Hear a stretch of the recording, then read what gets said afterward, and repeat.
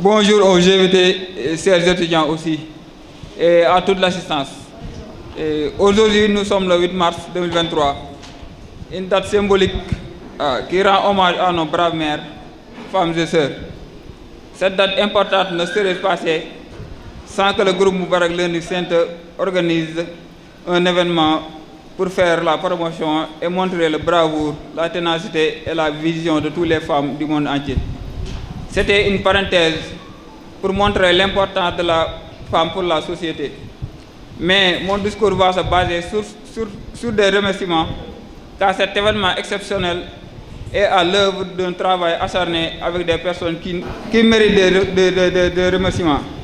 Je remercie tout le membre de l'amicale, des étudiants de Moubarak, qui n'ont ménagé aucun effort pour la réussite de cet événement, plus particulièrement à M. Daouda Wadj, qui a donné son temps, ses moyens que cette journée soit belle.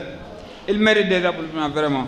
ñu ngi lay jaajëfal waaye di jaajëfal mbokk yi nga xamante ne bii tey ñoo teew fii tey ñu war a sargal jigéen mu nekk journée bu am solo muy journée wu 8 mars kon dañuy kontaan ci ñi nga xamante ne bii ñoo toog tey ci Présidium bi te man ci tudd ñaari marraines yi kenn ki di madame Waaj keneen ki nekk madame Coulibaly ma bëggoon yéen élèves yi nekk fii yëpp ngeen attirer seen attention pour xam ne am ngeen ñaari marraines yoo xam ne dañ leen war a tàcc bu baax a baax muy madame Waaj ak madame Coulibaly mais également di am contenté di gis ñoo xamante ne bi aussi à chaque fois que ñu dégg na Moubarak wala monsieur Waaj am na lu mu entreprendre dañ ciy teg seen loxo ci loolu dama bëgg a nommer notre sœur Ndeye Diop Camara nga xam ne moom toujours lépp loo xam ne bii daf ko gis mu nekk ñoo koy doxal moom mu ngi ciy dox te su ma tuddee Ndeye Diop Camara damay tuddaale suma sœur soxna Penda Cissé nga xam ne moom aussi personne ressource la ci Diourbel ci taxawaayam j'avoue que information bi sax joxuñu ko à temps mais gis nga loolu mooy wane taxawaayam ak grandeur ni mu toll mu tax muy déplacé wu ñëw c'est vrai que 30 minutes la ko yegg ñëw teew comme soxna Penda ñi ngi lay jaajëfal ci teew normalement je dois commencer par monsieur le maire de la commune de Diourbel et je pense qu'il a été invité.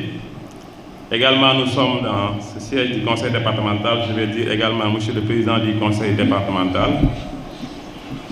Également monsieur l'inspecteur d'académie, parce que nous sommes une institution de formation, nous devons avoir la tutelle, c'est l'académie de Diourbel. Mesdames les marraines, honorables invités, chers parents d'élèves, chers étudiants et étudiantes, je voudrais me réjouir en ce jour mémorable de 8 mars 2023 d'être présent parmi vous, population de Moubarak Family, mobilisée dans la cité du savoir Cisco Académie locale Moubarak Learning Center, pour qu'ensemble nous rendions un hommage mérité à nos sœurs et à nos mères, à nos épouses. C'est un retour aux valeurs de la tradition d'accueil de la teranga sénégalaise et de la protection de la femme qui ont toujours été celles de notre pays. En cette journée internationale des femmes, nous saluons les accomplissements des femmes et des filles de tous les horizons des 4 coins du monde. Mais nous mesurons également les énormes obstacles auxquels elles font face, qu'il s'agisse des injustices structurelles, de leur marginalisation, des violences, des crises en cascade dont elles sont les premières et principales victimes, ou de disposer de leur corps et de leur vie. La discrimination fondée sur le genre nuit à tout le monde, femmes, filles, hommes et garçons. La Journée internationale de la femme nous engage à agir. Agir pour soutenir les femmes qui revendiquent leurs droits fondamentaux et en paix et le prix fort. Agir pour renforcer la protection contre l'exploitation et les atteintes sexuelles. Agir pour accélérer la pleine participation et le leadership des femmes. Le thème de cette année met en avant le rôle crucial de la technologie et de l'innovation dans l'avancement et de l'égalité des genres. La technologie peut être élargie, l'accès des femmes et des filles à l'éducation et leur ouvrir de nouvelles perspectives. Mais elle peut être aussi utilisée pour amplifier les abus et la haine. Aujourd'hui, les femmes représentent moins d'un tiers des personnes travaillant dans le domaine des sciences et de la technologie, de l'intégration et de l'ingénierie des mathématiques. Or, sans représentation suffisante des femmes lors de leur mise au point, les nouvelles technologies peuvent, dès le départ, contenir en elles les germes de la discrimination. Il serait peut-être utile de fixer le contexte de cette initiative qui vise à réduire la fracture numérique et apporter à notre contribution dans la proposition de solutions sur le retard accusé sur les femmes. Notre établissement Moubarak Learning Center mène des actions en ce sens.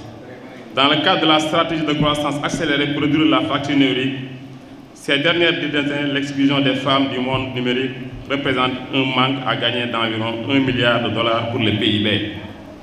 Des pays à revenus faibles à intermédiaires perte qui, si rien n'est fait, pour atteindre 1,5 milliard de dollars d'ici 2025. Investir en faveur des femmes bénéficie à l'ensemble des personnes, des communautés et des pays. Ensemble, œuvrons main dans la main avec le gouvernement, le secteur privé et la société civile pour bâtir une société plus inclusive, juste, prospère et au bénéfice des femmes. Les filles, les hommes et les garçons du monde entier.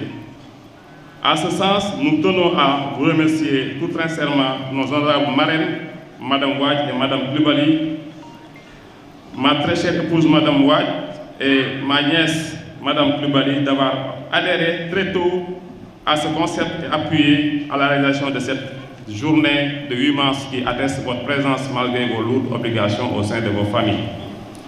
À cela, j'associe tout naturellement l'ensemble de nos collaborateurs qui œuvrent de manière permanente à donner souffle de vie aux orientations pédagogiques telles que définies par les organes de la direction. Aux étudiants de Moubarak Lénine Santa ici présents pour leur conférence renouvelée à la direction et les accompagnements pour la réalisation des dossiers assignés à l'établissement. Mesdames, Messieurs, nos invités, chers parents d'élèves, je vais conclure en vous remerciant pour votre disponibilité qui est pour Moubarak une marque d'intérêt que vous portez à la formation et pour les auditeurs et les élèves, un signe d'encouragement de la hiérarchie. Merci, je vous remercie de votre attention.